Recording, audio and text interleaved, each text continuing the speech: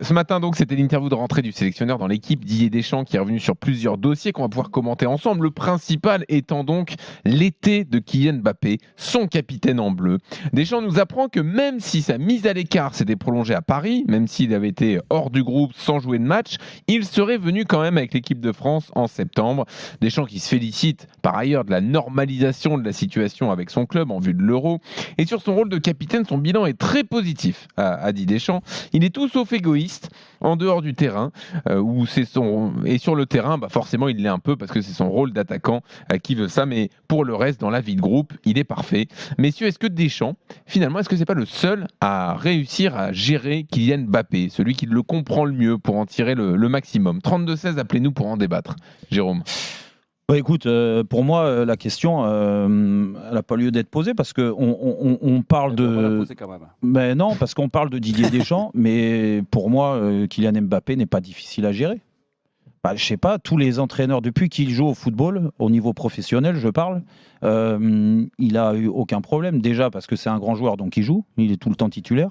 Il fait gagner les équipes, il fait tourner le compteur, il est bon en moyenne, il a progressé, il a étoffé son palmarès, que ça soit en club ou en sélection. Moi, le débat de dire Didier Deschamps est le seul qui arrive à le gérer, oui, parce qu'il l'a mis capitaine en fait. Donc pourquoi il l'a mis capitaine? Pour les raisons qu'il a évoquées depuis ce matin dans l'équipe Didier Deschamps, c'est-à-dire que c'est un vrai leader de groupe, il fait une bonne relation entre les deux générations, il est en plein milieu, donc ça se passe très bien, il est très écouté. Il ne se prend pas pour un autre avec le groupe sur ce que je lis de Didier Deschamps. Donc ça, c'est l'état d'esprit de Kylian Mbappé en équipe de France. Donc il est entièrement content. Et c'est une réussite, et il le dit, son bilan en tant que capitaine depuis septembre 2022. Ensuite, il lui donne raison sur beaucoup de choses. Il regrettait juste la mise à l'écart. Et il l'a dit. Non, le capitana, pardon, c'est depuis la Coupe du Monde. Il y avait Hugo Lloris encore à la Coupe du Monde. Ouais, donc c'est pas septembre 2022, c'est après, c'est janvier 2023, pardon. Donc pour l'instant, le bilan, il est bon.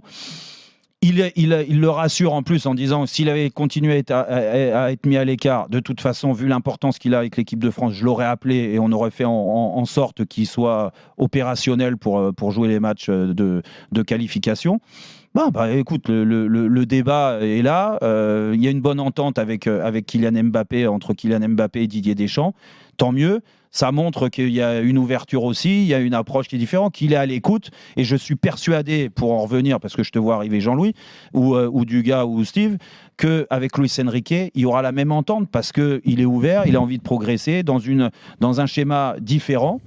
Écoute, tous les feux sont au vert. Il faut quand même que l'équipe soit tournée autour de lui. Ce qui est le cas en équipe de France. Ce qui fait aussi qu'il n'y a aucun souci avec Didier Deschamps. Et je donne la parole à Dugas et à Steve, mais quand tu es un grand joueur, forcément, l'équipe, elle est tournée autour de toi.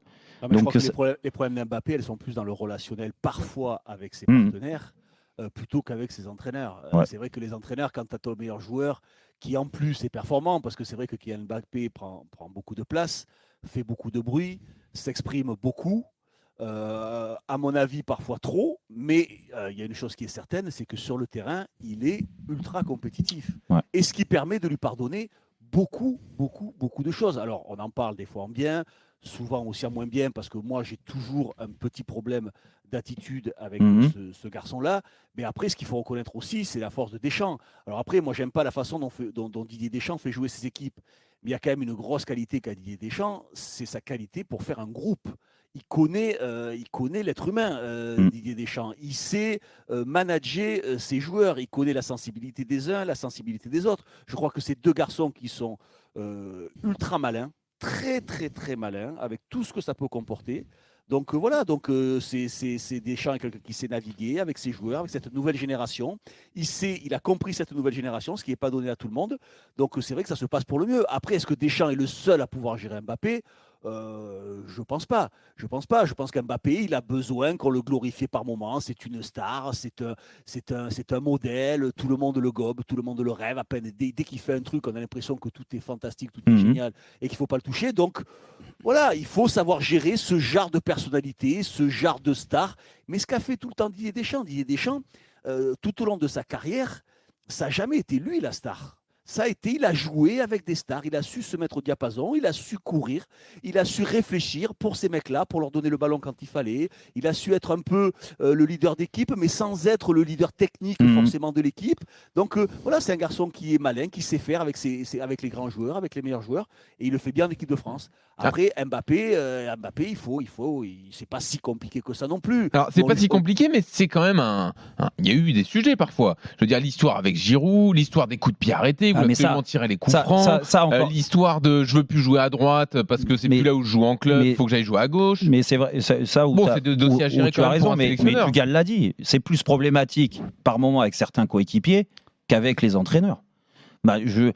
À part l'histoire des coups de pied arrêtés, où là, franchement, moi, je n'ai pas compris. Au bout d'un moment, c'était en équipe de France, il me semble, c'était avant l'Euro, où, en effet, il voulait tirer les pénaltys, puis c'était pas lui, et puis après les coups francs, et puis vu qu'il pouvait pas tirer les coups francs, alors il tirait les corners. C'était du grand n'importe quoi. Pour moi, Kylian Mbappé, le finisseur qu'il est, comme il est, il ne doit pas tirer les coups de pied arrêtés indirect. Après, direct, s'il a envie de se faire plaisir parce qu'il a le pied parce qu'il marque sur coup de pied arrêté direct, qu'il le fasse. Maintenant, il faut qu'il marque des buts, qu'il soit efficace, ce qui n'est pas le cas.